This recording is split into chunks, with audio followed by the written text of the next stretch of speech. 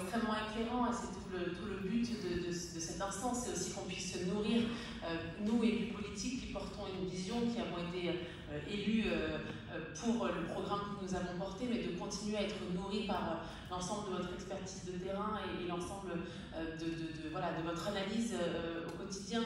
que l'on a également en tant qu'élu, mais qui est différente quand on agit en tant qu'acteur associatif. Et c'est important pour nous de savoir à la fois ce qui marche, ce qui pourrait mieux marcher,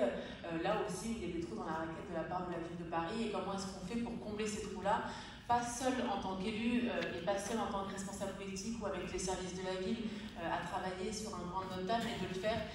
avec vous, pour vous, et de le faire collectivement ensemble pour que ça puisse répondre à la fois aux aspirations, mais aussi aux idées que vous pouvez porter, aux idées que vous déployez dans le cadre de vos associations, et faire en sorte que la ville de Paris puisse s'en inspirer, s'en nourrir et puisse éventuellement le déployer sur le territoire parisien si c'est le rôle de la collectivité de le faire.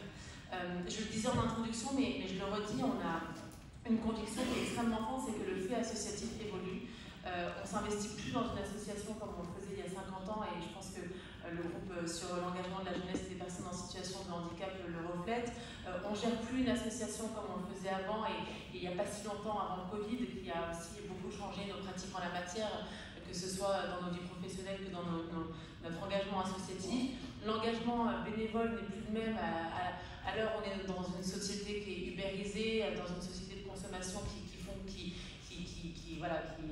change la manière de s'investir bénévolement. On n'adhère plus de la même manière dans une association. En tout cas, on voit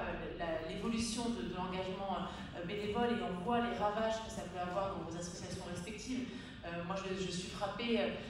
souvent quand on parle du soutien de la ville aux associations, souvent on me parle, et c'est normal, de subventions, de locaux associatifs, mais on oublie trop souvent le rôle que la ville de Paris peut avoir dans sa capacité à mobiliser des Parisiens engagés pour des associations qui ont plus que jamais besoin de bénévoles, et parfois même plus, si je puis dire, de subventions ou de locaux associatifs parfois. Et donc on voit d'autant plus que vous êtes les premières, évidemment la ville de Paris l'est à vos côtés pour les Parisiens, mais vous êtes aussi les premiers interlocuteurs, les premiers à être sur le terrain, les premiers à pouvoir agir avec agilité, parce que la ville de Paris a beaucoup de moyens, à la fois humains, financiers, de capacités, etc. Mais vous avez quelque chose que la ville de Paris n'a pas, c'est sa capacité à agir avec beaucoup d'agilité sur le terrain. Et donc c'est en ça qu'on reconnaît en vous une complémentarité extrêmement